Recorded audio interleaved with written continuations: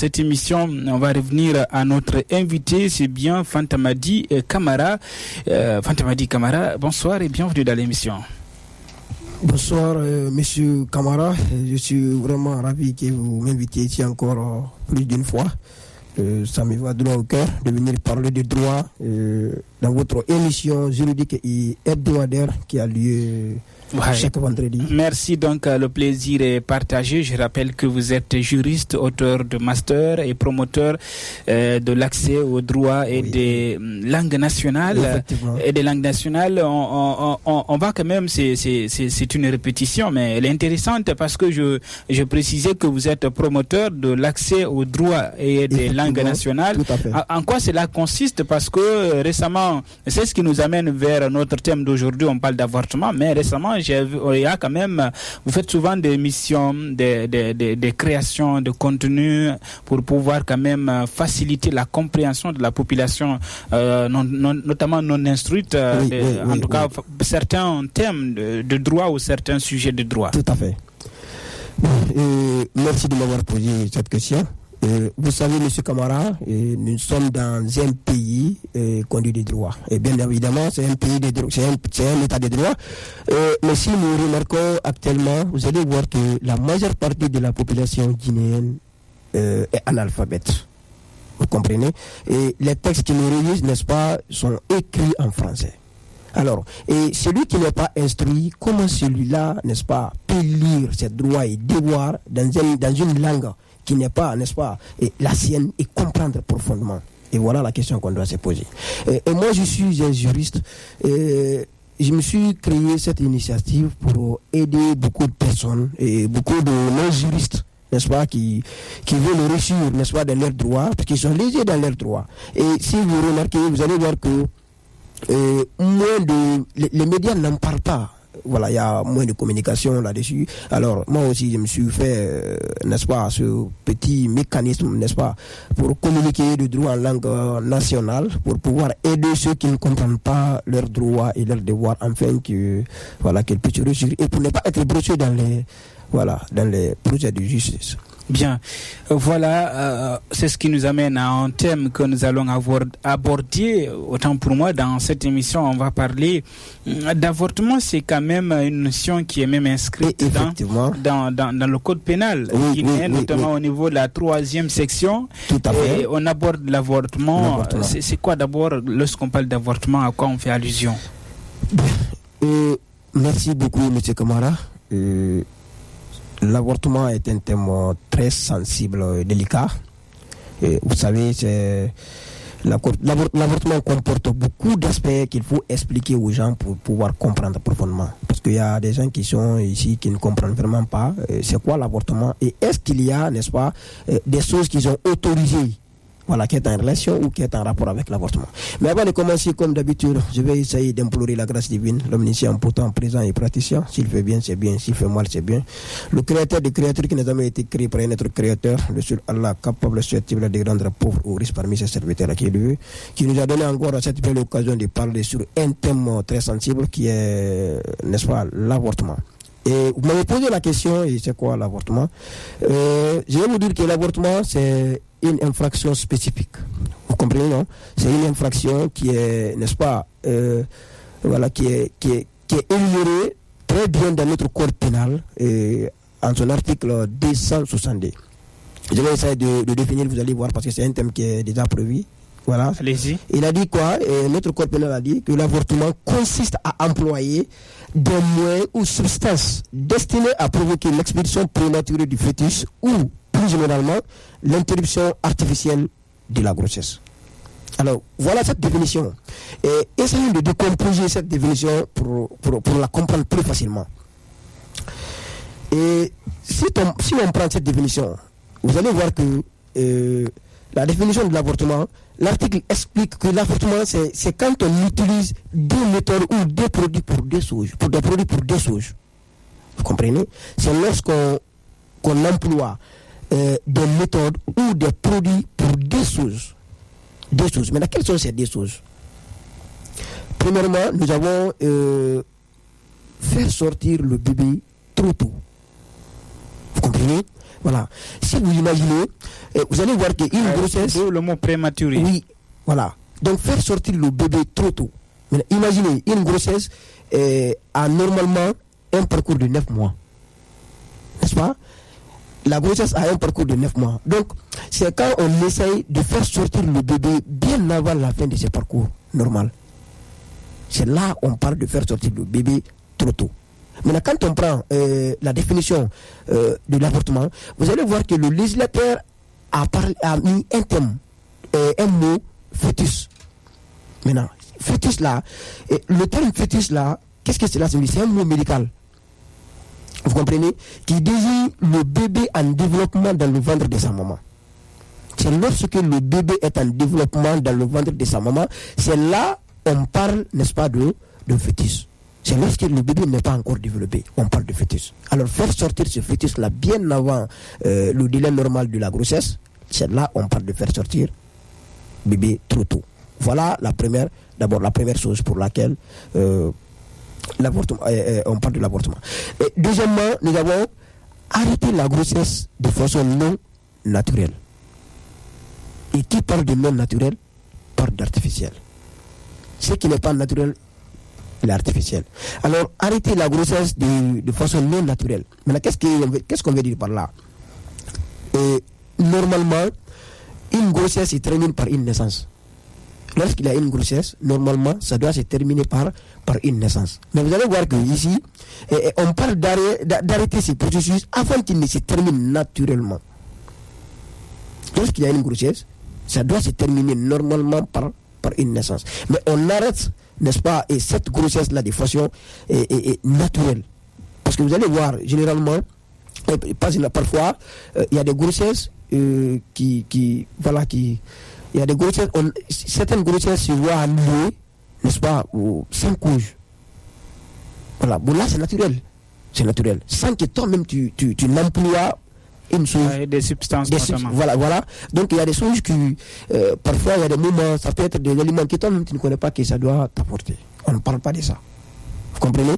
Maintenant, ici, le législateur a mis le terme artificiel. Donc cela signifie simplement qu'on arrête la grossesse d'une manière qui n'est pas naturelle, comme je l'ai bien dit tantôt. Vous comprenez? Et voilà. Donc là, vous allez encore voir que, parce que là c'était l'article 262. Voilà, non. Maintenant, les moyens, parce qu'il a parlé, le législateur a bien parlé des moyens ou substances. Moyens ou substances. Donc cela peut inclure des médicaments, des procédures médicales ou d'autres méthodes. En tout cas, l'idée quand même est que tout ce qui peut annuler la grossesse est un moyen. Vous comprenez?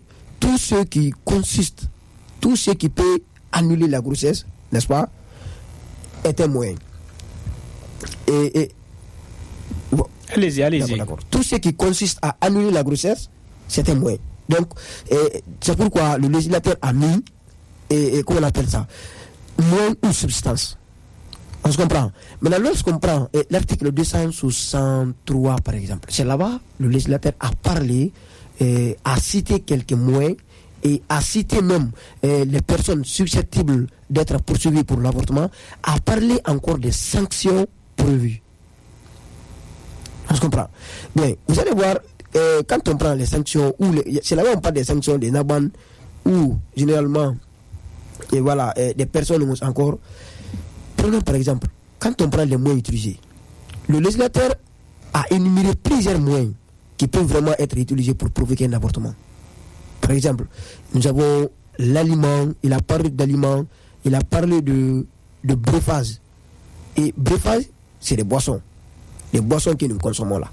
Voilà. C'est pourquoi généralement, vous allez voir, il y a des jeunes filles, entre elles là-bas, elles peuvent se dire de prendre boisson ou bien prendre XL de façon répétée, que cela peut annuler, n'est-ce pas, une grossesse, ou bien prendre 24 heures de façon répétée, ou bien prendre, en tout cas, c'est là-bas on parle c'est ça le breuvage. Le législateur fait allusion, n'est-ce pas, au poison là-bas. On est d'accord?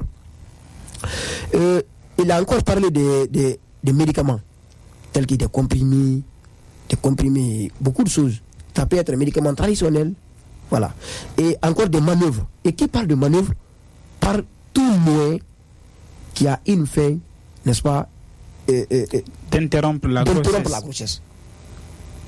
C'est ça, manœuvre. C'est-à-dire, tout emploi qui a une fin d'interrompre la grossesse. Et là, on parle de manœuvre. Et maintenant, dans cet article-là, le législateur a mis tout autre moyen. Donc, et ce qui rend la liste non exhaustive. Donc, la liste est longue. Tout ce quand même qui consiste, ou tout ce qui peut annuler la grossesse, voilà, est un moyen d'avortement. Bien, d'accord? Bien. Toujours je rappelle que vous êtes dans votre émission La République sur Sol FM 93.5. Nous sommes avec Fanta Madi Camara, juriste. Cette émission vous parvient tous les vendredis de 17h à 18h. La rediffusion les mercredis à partir de 15h. Allez-y. Bien. Voilà, parce que quand on parle de l'avortement, forcément c'est sur une femme. Parce que qui parle d'avortement parle de la grossesse. On avorte une grossesse. Alors la grossesse, c'est naturellement la femme. Donc, le législateur a été très précis. Il a dit, parce qu'il a parlé de consentement de la femme. Consentement de la femme, là, le législateur précise que l'infraction est constituée, parce que l'avortement, c'est déjà une infraction, on le sait déjà, parce que ça existe dans le code pénal. Donc, l'infraction est constituée, même si la femme n'est pas consentie. Ou elle a consenti. Vous comprenez? Ce n'est pas parce que la femme elle-même, elle s'est dit je vais aller me faire avorter. C'est parce qu'elle a décidé, c'est parce que cette volonté émane de sa personne qu'elle part pour avorter et que cela n'est pas réprimé. Non. Le législateur a parlé du consentement de la femme. On se comprend. Il dit que même si la femme a consenti ou non, cela ne signifie pas que la femme ne peut pas être punie. La punition existe même si elle a consenti. On est d'accord? Eh bien, elle peut être poursuivie. Elle a encore parlé de son état. Et là, l'article s'applique à une femme enceinte ou supposée enceinte. Dans l'article 263. Voilà, enceinte ou supposée enceinte. Donc cela signifie que même si la grossesse n'est pas certaine, mais l'acte reste punissable. Il se peut que la femme, elle croit qu'elle est enceinte, mais elle n'est pas enceinte. On se comprend. Elle peut se dire qu'elle est enceinte, mais en réalité, elle n'est pas enceinte. Donc, mais du moment où il y a des doutes. Mais du moment où il y a des doutes, quoi. Mais elle essaye d'engager un avortement. Donc, ça devient punissable. Et toujours selon cet article que vous énumérez, on dit qu'elle est consentie ou non? Oui, qu'elle est consentie ou non. Ce n'est pas parce que c'est elle-même qui a décidé d'aller avorter qu'elle ne peut pas être punie. Non. Cela n'est pas être, n'est-ce pas, une manière, ou cela n'est pas être un argument pour empêcher la poursuite de cette action. Pour dire sinon c'est elle qui a voulu, c'est elle qui est venue vers moi pour dire qu'elle veut que je le fasse pour elle. Voilà. Donc, tel n'est pas le cas. On se comprend. En tout cas, la loi quand même a prévu quelques exceptions. On est d'accord? Donc, il y a des exceptions légales. Donc, l'article prévoit une exception, sauf des cas prévus et autorisé par la loi pour des raisons de santé. Mais on en parlera au fil du temps. Et il y a des amendes, bien sûr. Justement, il y a des peines. Je voulais dire par rapport à ce que vous venez d'expliquer, il y a des peines. Tout à fait, on va arriver tout à l'heure. Et au niveau de l'avortement aussi, il y a une partie très importante. Il s'agit des personnes concernées. On se comprend. Donc, le législateur a utilisé le terme quiconque. Et quiconque là a un sens indéterminé. On est d'accord? Donc, il a utilisé le mot quiconque. Donc, ce qui signifie que toute personne impliquée dans l'acte peut être poursuivie. On est d'accord? Voilà. Qu'il s'agisse d'un médecin, d'un proche ou de la femme elle-même. Voilà. Lorsqu'il s'agit des médecins, par exemple, parce qu'il y a des professionnels, des sages-femmes, des médecins, il y a des dentistes. En tout cas, le législateur a cité beaucoup de noms, beaucoup de professions là-bas. On est d'accord? Donc, même si c'est un proche, par exemple, un ami accompagne, voilà, ou bien un ami aide, voilà, et l'une de ses amis l'aide pour avorter. Et il devient complice. Complice, naturellement. Elle devient complice, comme prévu dans l'article 19. La complicité. On est d'accord? Bien. Et vous allez voir également,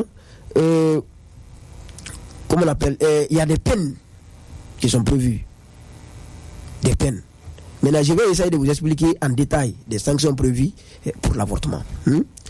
Premièrement, il faut savoir que la personne procurant l'avortement peut avoir, n'est-ce pas, des peines.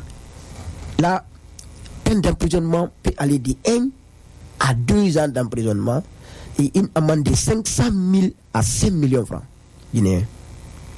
On est d'accord? Et ça, c'est pour la personne procurant l'avortement. Vous comprenez?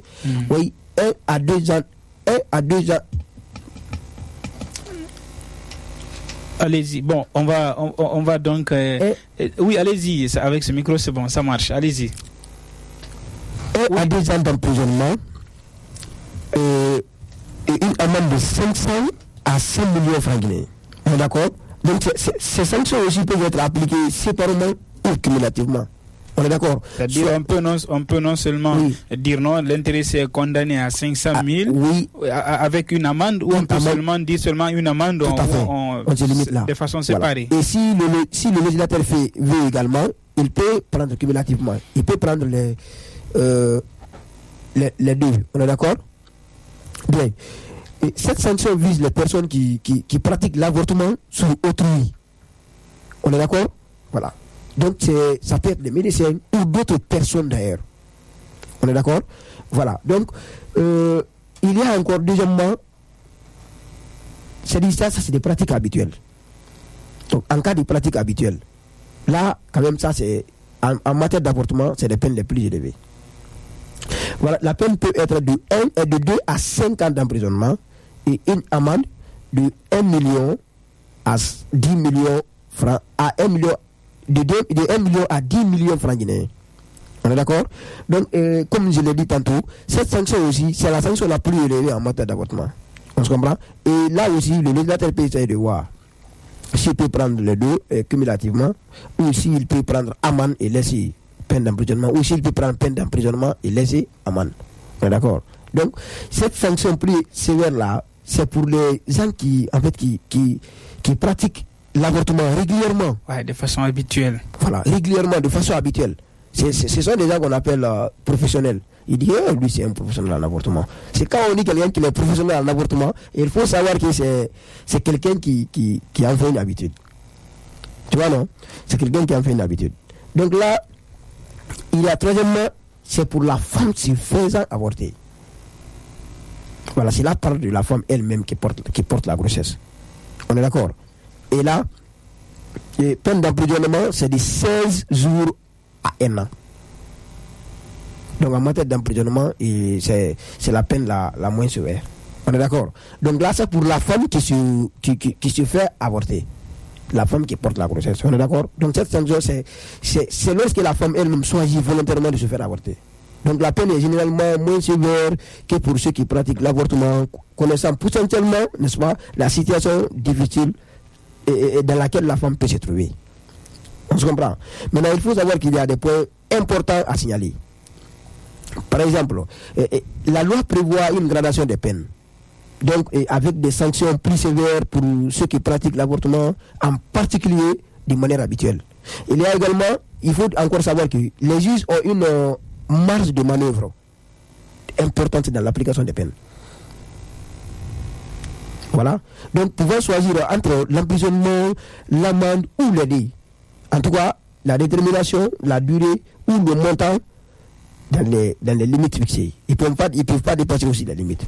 Voilà, donc le juge a aussi son intime conviction. On est d'accord? Ça, c'était pour ces personnes concernées. Oui, effectivement. On viendra dans un instant avec les médecins, les officiers de santé, les sages-femmes, les chirurgiens, dentistes. Tout à fait. Ce sont des professionnels, ça. Ce sont des professionnels. Voilà, le législateur a tout mentionné. Donc si ces gens-là font, par exemple, on peut leur suspendre dans leurs fonctions pendant 5 ans sans qu'ils ne travaillent. Et voilà, ça peut être aussi, c'est des peines supplémentaires ça, au niveau des personnes comme ça. On est d'accord? Maintenant, il ne faut pas encore oublier que, en dépit de cette interdiction, qu'il y a encore une manière que la loi a autorisée. Je l'ai dit à l'amont de ma conversation, il y a aussi des exceptions légales. Il y a aussi des cas que la loi a autorisés. On est d'accord? Et là, cela est prévu dans les articles 265. Donc je vais essayer de vous expliquer, d'expliquer les raisons potentielles pour chacun de ces cas professionnels. Voilà. Maintenant, il faut savoir que au niveau des cas que la loi, au niveau des cas acceptés par la loi pour l'avortement, il y en a 5. On est d'accord? Il y en a 5. La loi a autorisé 5 cas d'avortement. En tout cas, le principe est que l'avortement est une infraction. C'est un délit. On est d'accord? Ça, c'est le principe. Mais le principe va toujours avec l'exception. C'est du droit. On est d'accord? Donc, le principe est que l'avortement est une infraction. C'est interdit. Mais l'exception aussi est qu'il y a aussi des cas que la loi a autorisés. On est d'accord? Bien, par exemple, je vais essayer de vous expliquer une anecdote. Il y avait un monsieur, son père venait de se marier. On est d'accord? Son père venait d'épouser une nouvelle femme. Et un jour, tout le monde était allé au travail. Et voilà, il y avait le monsieur et sa marâtre maintenant qui était à la maison. Il n'y avait personne. Mais c'est là a trouvé que le monsieur avait un rendez-vous avec sa petite amie. Et là, parce que actuellement là, vous m'excusez, les jeunes se sont donné une manière de prendre en fait des produits qu'on appelle sexe fort. Les hommes m'excusent du terme. On est d'accord? Le monsieur avait pris des sexe forts. Il avait mélangé des médicaments là-bas. Des excitants. Des excitants contre sa petite amie. Voilà. Donc, en tout cas, il avait rendez-vous avec elle. Maintenant, l'heure fixée, la dame a eu un autre programme qui nécessite vraiment son absence chez le monsieur. Mais il faut voir que le monsieur, le temps est arrivé, la dame n'est pas là. Donc il faut voir les sueurs couler sur son corps comme des ruisseaux. Il est tombé malade dans l'immédiat. Donc il a fallu qu'on appelle un médecin pour venir le voir. Et on a dit qu'il a pris un excitant. Il faut qu'il le dégage. Et voilà. Et maintenant, qu'est-ce qu'il y a? Le monsieur était presque... Bon, le médecin quand même a précisé qu'il faut vraiment qu'il le dégage. Maintenant, il faut voir que la marâtre, je ne sais pas par quel moyen, elle aussi, elle a accepté de venir remplacer la petite amie de ce monsieur. Et cela a donné naissance à une grossesse. Et voilà. Donc maintenant, qu'est-ce qu'il faut? Il faut l'avorter ou bien il faut laisser? Là aussi, la dignité aussi est en jeu. L'image est en jeu. On se comprend. Parce que la loi a dit de protéger l'unité familiale. Tout ce qui peut détruire la famille, la loi a interdit. Tout ce qui détruit la famille. On est d'accord? Donc la loi est venue pour nous. Mais dans ce cas, il faut un avortement. Et cet avortement est légal. On est d'accord? On va les citer. Ça, c'est un cas incestueux. On va les citer parmi les 5 cas que la loi a autorisé. Alors, premièrement, il faut voir, il y a ce qu'on appelle la sauvegarde de la vie de la maman qui est gravement menacée. Sauvegarder la vie de la maman qui est gravement menacée. On est d'accord? Donc, cette exception-là, cela existe. On est d'accord? Parce que dans certains cas, la grossesse peut mettre en danger la vie de la maman, la vie de la mère. Par exemple, en cas de grossesse extra-utérine, par exemple, ou d'éclampsie sévère. On est d'accord? Donc, vous allez voir, il y a même des cancers. Il y a des cancers même qui nécessitent un traitement urgent. Et ça peut être incompatible avec la grossesse. Donc, il faut forcément annuler la grossesse. Voilà. Ça, c'est le premier cas. Deuxièmement, il y a ce qu'on appelle la grossesse précoce. Et la grossesse précoce, là, c'est aussi une exception, hein, mais cela concerne probablement les très jeunes filles dont le corps n'est pas encore prêt pour une grossesse. Le corps n'est pas prêt pour supporter une grossesse. Voilà. Donc, une grossesse à un âge trop jeune là, ça peut entraîner des complications médicales, graves même, pour la mère et l'enfant. Ça peut non seulement mettre la vie de l'enfant en danger, mais aussi l'enfant à naître. Voilà. Donc, il y a aussi des conséquences psychologiques, sociales même, très importantes. Voilà. Et là, ça c'est la grossesse précoce. On est d'accord? En qui pour justement donner un exemple, pour corroborer le dit, il y a eu un jeune à Sigiri, j'étais là-bas. Voilà. Et ce jeune a enceinté une jeune fille de 13 ans. Mais malheureusement, la fille n'a pas pu accoucher. La fille n'a pas pu accoucher. D'accord. La fille n'a pas pu accoucher. Ils ont essayé de passer par césarienne. Mais même cela aussi n'a pas marché. Finalement, la fille a succombé. Elle est décédée. Voilà. Et ça, s'ils étaient informés du droit, s'ils étaient informés de cette partie de la loi, ils pouvaient engager la procédure de l'avortement. Voilà. Ils pouvaient engager la procédure de l'avortement légal. Voilà, mais malheureusement. Et beaucoup pensent que l'avortement, on ne peut pas avorter. Et la loi a dit qu'on peut avorter. Et voilà, ça c'est le deuxième cas. Et troisièmement, on a le viol. Une grossesse qui est venue à l'issue d'un viol. Et on sait que le viol d'abord c'est un crime, prévu dans les articles 268. Comme tout acte de pénétration de quelque nature qu'il soit commis sur la personne d'autrui, voilà, par violence, par voilà, et consort. D'accord? Mais là, c'est aussi une exception qui est basée sur des considérations éthiques et psychologiques. Ah oui, surtout psychologiques. Parce que ça peut obliger une femme à mener à terminer une grossesse résultant d'un viol pour vraiment causer un traumatisme. Oui, ça peut causer un traumatisme chez la femme. Parce que les détresses psychologiques importantes là, chaque fois à penser qu'il a été violé, et c'est ce viol-là qui a donné naissance à cette grossesse. Mais là, comment sera l'enfant? Comment l'enfant là sera informé de la situation de sa maman? Comment l'enfant là sera informé de son origine? Comment il a été né? Et voilà, des cas comme ça. Donc la loi a pensé à tout cela pour dire que l'avortement à l'issue d'un viol, ou l'avortement qui résulte d'un viol, et la grossesse, j'allais dire, la grossesse à l'issue d'un viol, ou la grossesse qui résulte d'un viol peut être avortée. Ouais, c'est l'une des conditions, c'est-à-dire c'est l'une des situations, oui, où c'est l'un des cas d'exception. Oui, ça c'est vrai. On est d'accord.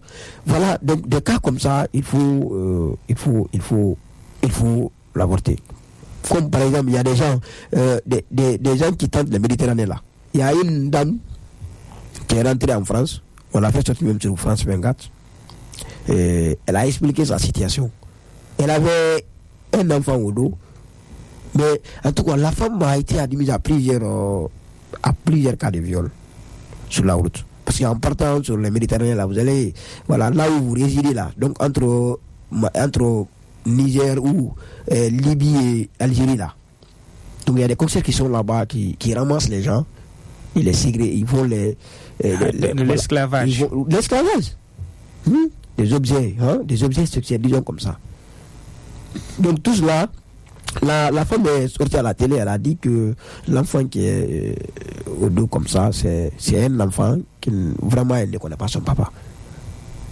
Parce qu'elle a été admise à la ségrégation, elle a été admise au viol répété, elle a été admise à plusieurs situations qu'on ne peut pas imaginer. Donc dire que l'enfant là, vraiment c'est... D'ailleurs, qu'elle n'avait même pas la possibilité d'avorter. Sinon qu'elle a avorté. Donc des cas comme ça. Voilà un cas comme exemple. Donc dans ce cas, quand on avorte ça, en suivant la procédure que la loi a dit, mais on ne peut pas te poursuivre. Voilà.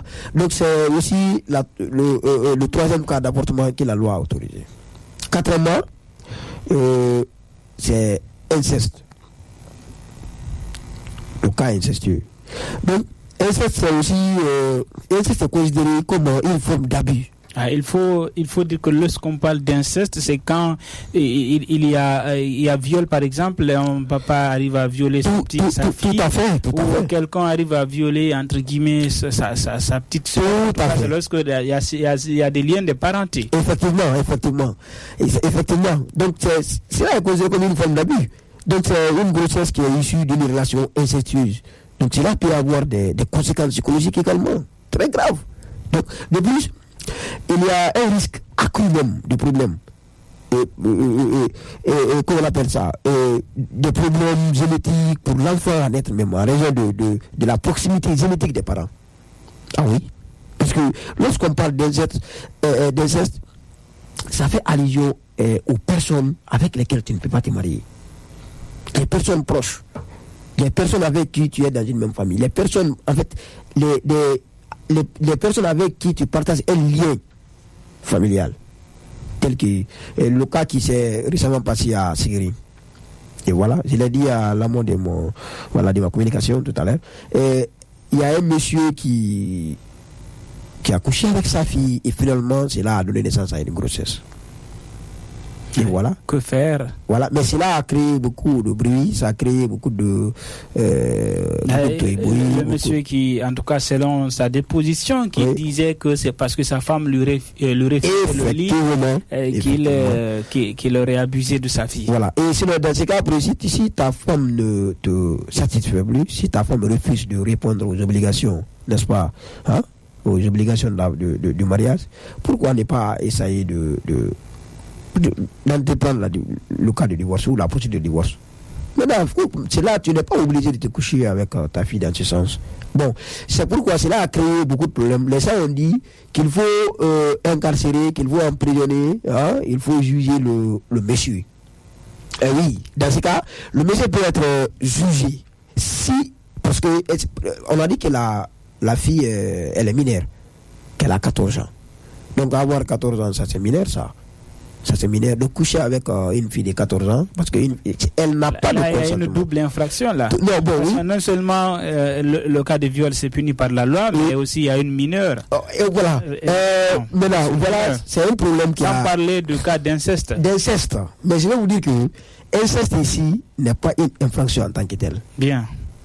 Inceste, on ne peut pas punir quelqu'un pour un cas d'inceste, pour un cas incestueux. Mais en tout cas, commis sur une mineure comme ça, et là quand même cela est interdit. Ça devient viol, surtout aggravé, parce qu'elle est mineure, elle est moins de 18 ans. On est d'accord? Voilà. Et donc, les gens doivent vraiment revoir cela. Et cinquièmement, il y a un cinquième cas également, affection grave de l'enfant à naître. Cette exception concerne les cas où des tests prénataux relèvent des malformations ou des maladies graves chez les fœtus. Voilà. Donc, lorsque le fœtus est mal formé, lorsqu'il y a malformation, parce qu'il y a beaucoup d'appareils actuellement qui prouvent réellement, qui montrent que l'enfant est en malformation. Donc, même si elle sera née, elle peut être affectée, n'est-ce pas, de beaucoup de maladies. On est d'accord. Donc ces conditions-là pourraient entraîner une qualité de vie extrêmement diminuée pour l'enfant. On est d'accord. Et d'ailleurs, vous allez même voir qu'il y a une non-viabilité. Voilà, l'enfant même, il sait que l'enfant ne pourra pas évoluer, n'aura pas de croissance, ne pourra pas vivre. C'est pourquoi généralement il y a fausse couche. Voilà, c'est pourquoi généralement il y a fausse couche. On est d'accord. Maintenant, voici les 5 cas d'avortement que la loi a autorisé. Maintenant, avec tous ces 5 cas-là, ce qui est le plus difficile, c'est quoi? Il faut savoir qu'on ne l'avorte pas comme ça. La loi a dicté une procédure à suivre. Notamment avoir par exemple une autorisation d'un collège de médecins. Effectivement, tout à fait. Voilà, donc le législateur, n'est-ce pas, a expliqué ça. Voilà, donc, il y a des conditions à respecter pour pratiquer l'avortement dans ces cas. Vous allez voir que l'autorisation, il faut un groupe de médecins spécialistes. Voilà, ces groupes de médecins spécialistes-là doivent autoriser la procédure. On est d'accord. Donc lui, ce groupe-là doit autoriser la procédure. Oui, vraiment, vous pouvez faire la procédure. On est d'accord. Vous allez voir, il faut aussi la documentation. Et la documentation la fait allusion à la décision ou à la cause de l'avortement. Donc la décision doit être consignée par écrit. On est d'accord. Ça doit être consigné par écrit avec une justification très bien détaillée. On est d'accord. Il y a également... Bien. Oui, donc je rappelle que vous êtes toujours dans votre émission. L'émission s'appelle La République sur Soleil FM 93.5. Vous nous suivez également sur le www.soleilfmguinée.net, mais aussi sur notre application mobile Soleil FM Guinée. Là, nous parlons justement d'avortement. On a encore 3 minutes pour justement aller très rapidement pour aller jusqu'à donc pouvoir faire la conclusion de cette émission avec vous. Oui, allez-y, le micro. Bien. Le micro, malheureusement, allez-y, c'est le bon, ça marche. Allez-y.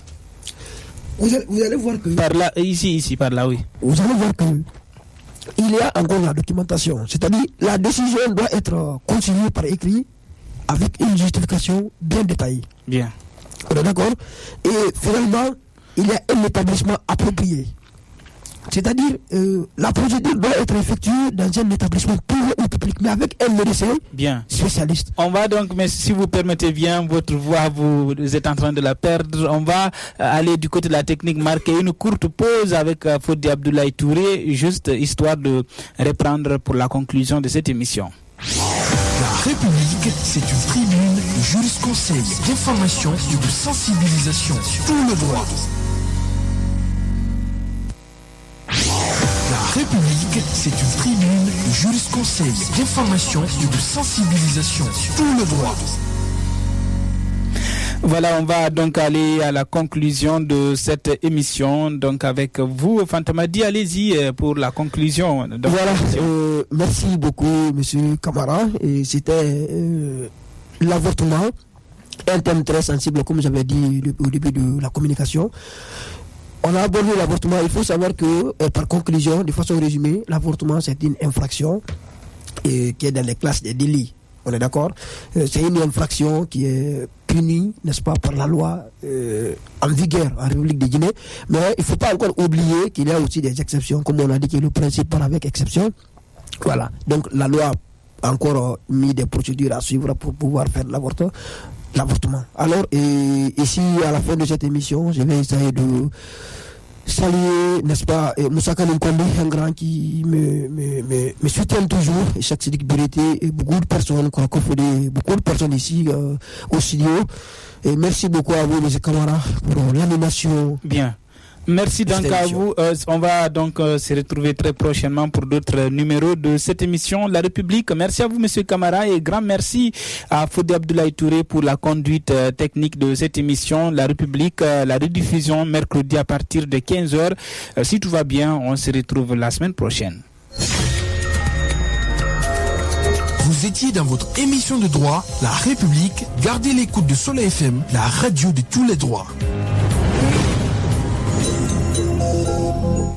Anyarana gunubature nyaranela Nadaba de muso nyarana